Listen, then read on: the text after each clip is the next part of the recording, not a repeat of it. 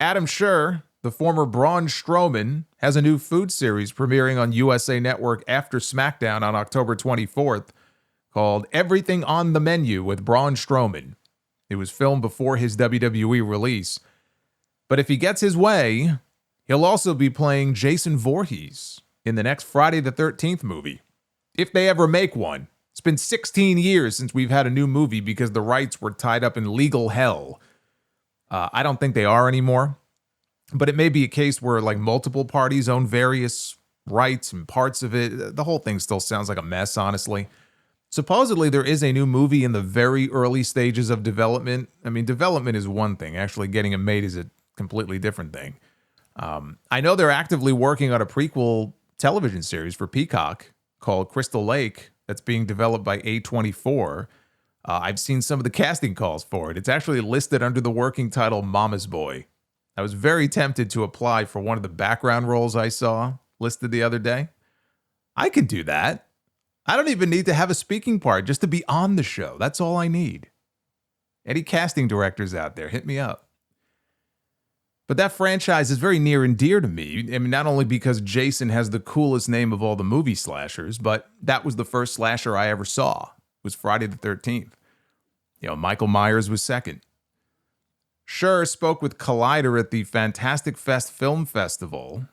He was there for the premiere of his new movie, Deathgasm 2, Goremageddon, where he plays a security guard. See, I think Dwayne's got some competition for that Oscar for the Smashing Machine. He better move over. But he was asked which horror franchise he would like to be a part of, and he very quickly responded with Friday the 13th.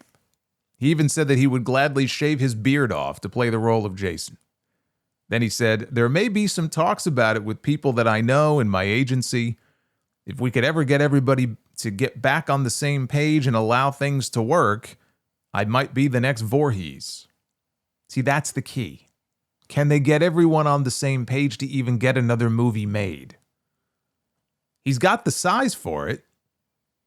I mean, the thing also I get from that quote, he was asked a question about which horror franchise that he would love to have a part in, and he answered Friday the 13th. That doesn't mean that there are formal discussions taking place. Now, I think some people are reporting it this week like, oh, he's in official talks to be Jason in the next... I don't get the sense that's the case. He would like to, and maybe he's put the word out, and there's some informal conversations going on, but I don't think this is really hard news.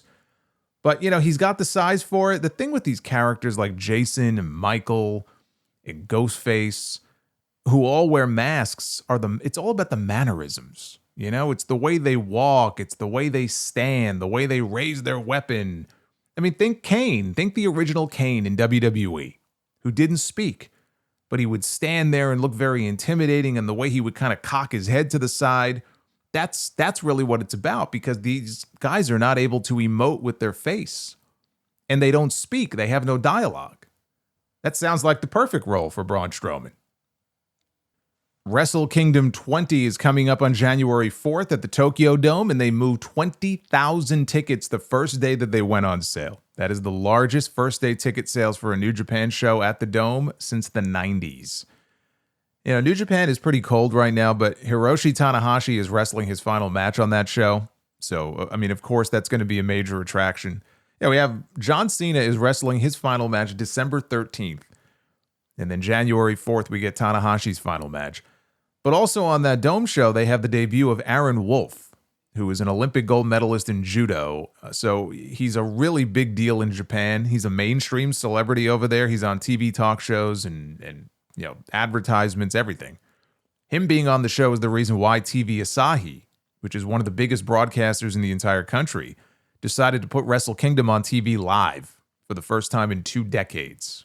They're airing the entirety of the show, and you know how long these Dome shows are. The last time the station aired a live Tokyo Dome show, Shinsuke Nakamura was in the main event. That's how long it's been. So that's why I think it would be smart for them to put the title on one of their new stars like Yota Tsuji, or someone like that. If Takeshita, let's say, cashes in his G1 contract before the Dome to win the championship, they're going to have a lot of eyes on that show that they have not had in a very long time. It would be a good night to establish one of their new top names who could help carry the company from this point forward. Tanahashi and Wolf, they hosted a press event this week to push ticket sales. Tanahashi said his final match will be a singles match, and it will not be against Wolf. He said he wants things to come full circle, and he wants there to be a connection there, which sounds like a match with one of his past rivals, Okada being the name that a lot of people are talking about. I mean, that would be, I think, the most appropriate name, really. One last Tanahashi-Okada match in the Dome, and Okada's return to New Japan. That would be a big attraction. But this show could really be a turning point for this company. It's like one era ending with Tanahashi and a new era beginning with Aaron Wolf. And I'm very curious to see what this guy looks like in the ring with all the hype that I've heard around him. It was actually Okada who convinced Wolf to sign with New Japan.